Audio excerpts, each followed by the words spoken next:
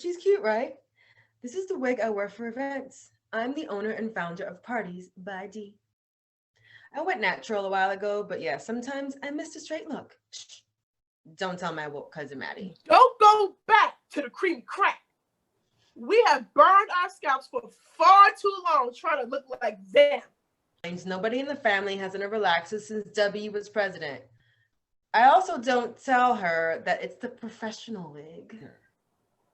Your hair is professional the way it grows out of your head. Look, it's true, but listen, if Michelle and Viola have to straighten their hair for DNC and red carpet stuff, Parties by D isn't going to solve this tomorrow.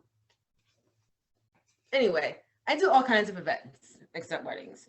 I'll do all the stuff around the weddings, engagement parties, rehearsal dinner, bridesmaids, surprise luncheon. I even did a Mendi once, which is like a pre-party for an Indian wedding where they decorate the bride with henna and put some on anyone who wants it. That was cool. The design lasted on my hand for weeks. Isn't that cultural appropriation? But as far as weddings, I do not have the time or the temperament for some mother and daughter in my face ready to fight because the flowers were yellow and not pink. No, ma'am. Anyway, for the most part, I keep it separate from my day job until somebody opened their big mouth. Pat. It was an accident. All I said was we were hanging out after one of your events, and then before I knew it, Annie was going over details in Zoom. I heard someone does event planning on the side. I've got something for you. A Jack and Jill baby shower, like women and men will be there. I mean, what do you think? Cool. Annie was the whitest girl in the office. She's fine enough for work, but I never thought I'd get tangled up with her in outside life. She's nice. But you know how sometimes that's worse than if the person really sucks, because you can always be like, well, forget you then. But with the nice ones, then it's like you're always second guessing yourself. Like, wait, should I be mad at what she just said? I mean, Annie works in HR, so she's not dumb enough to like touch your hair or defend the Redskins' name. But she'll complain about how the crew that came to do the office renovation Hard was to communicate with. as in not enough English and looks at you like you should agree. And if you're like, well, hearing Spanish doesn't bother me, she'll be butthurt like you accused her of voting for Trump. I mean, money's money. But was I ready to take this on in my personal professional life? But I took the job. Business was just too slow after the Rona, and my family was long past throwing parties just to hire me. So what are you gonna do? Yes! Woo! But on the day of the event, I started out annoyed. Annie called the night before and asked if I could get ice. So that was one more errand I had to make beforehand. Then I broke a nail while I was dealing with having a discussion with my aunt about how weird it is that I'm not married or having kids, but I'm running a baby shower. Like, whatever procreating has to do with the party. Then I go into 7-Eleven for the ice. And what is playing? Brown Sugar by the Rolling Stones, which I just found out on a podcast is about a slave master going down to the row. Excuse me? See, this is why, besides obvious reasons, I don't fuck with classic rock. Songs will be all catchy and then we'll be up and about slavery. It was a sign. You should have turned around right then.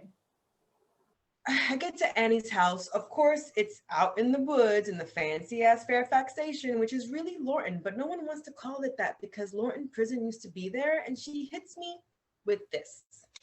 So Cody has a cool idea. Uh-oh.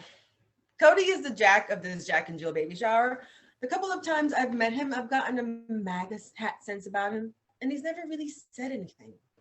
Trust your instincts. They sum us up in one glance all the time. So we should do it too? So Cody thought we could double this with the gender reveal party. She shows me all the stupid pink and blue stuff that has nothing to do with the Winnie the Pooh theme we laid out for the party that was going to match the nursery, which was neutral because they weren't finding out the sex. Plus, I had it all planned out. Instead of really goofy games like smearing candy with like in a diaper, I had all these old wives' tale fertility tricks, like putting a ring on a string and hanging it over her belly. If it swings one way, it's a boy. The other, it's a girl. Stuff like that. You see, it's the kind of personal touch you get from parties, Brady.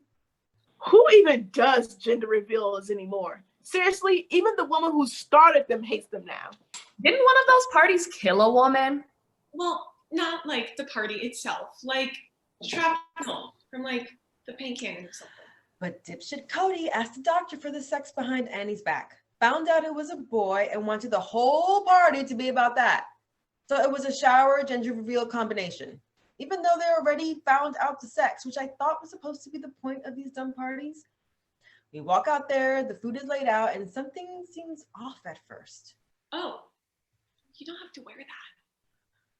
That's when I look around and see that I'm the only one wearing a mask at a party with a pregnant woman. Another sign, an omen. Well, I was in it to win it at this point. So we have the nice part of the shower with me staying away from everybody. Then Cody starts laying out fireworks.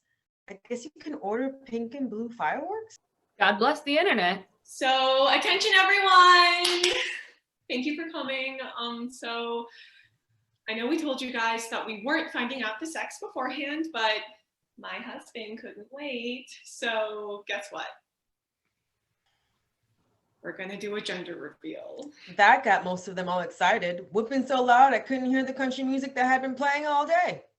No loss there. In fairness, a lot of people had looks on their faces like, really, girl? Which I could see, of course, because no masks. Cody lit one of those big cone-shaped fireworks, but it doesn't go up in a shower of sparks like 4th of July. It just makes a huge noise, and there was a flame that 3 people rushed over to put out while a lot of non-helpful people started screaming. And for all that, I just barely saw like a tiny puff of blue smoke, and maybe one that looked pink too. I thought it was going to be it. Cody's friends would give him crap for buying cheap fireworks and we'd move on. Girl, why did I see some damn police come through the back gate right then? It was a white party. Who called the police? Get out your phone and start recording now. You're running the party. They're going to throw you right under a bus. I ducked into the kitchen to open up that ACLU app that Maddie put on everybody's phone and walked back out there with the camera peeking out of my pocket, praying like, Lord, don't make me a statistic behind this nonsense. And of course, the police come right up to me. They're like, ma'am, a neighbor called about the loud sounds and smoke. Are you hosting this party? One of them holds up a business card, one of my party by D cards, and I'm pretty sure they got from a lady who sweetly asked me for a card earlier. Oh no, that heifer did not turn over a black woman's name to the police. What a surprise. I said I was hired for the shower part of it. The fireworks were a surprise. One of the cops lifts his eyebrows and goes, surprise, huh? So you didn't plan this? And it just keeps on from there. Them being like, well, I'm the planner, and me going, true, but sometimes people do what they want, and them asking, but they didn't tell you something about the fireworks? I thought we were going to stand there forever. Then Annie finally comes over. Oh my goodness, officers, I am so sorry this all got out of hand. The original plan was a Jack and Jill shower, you know, and then we found out the baby is a boy, and my husband was excited for, my husband was excited for like the first time. No, that girl didn't wipe a tear from her eye. I mean, I told him the fireworks were too much, right? But like, new dads, right? You know. Oh, Dee, you warned me that having men at showers was a bad idea. She gives me a look to play along, so I'm like, yeah, well, groups of ladies just play the shower games and eat. Oh my gosh. For sure. My wedding shower for sure didn't end in an explosion. Yeah, but the cops didn't laugh at that shit. Give her a warning and literally wave at us as they were walking back to the car. I said, well, that was something. And she just wipes her face and says, score another one for white women's tears. What bullshit.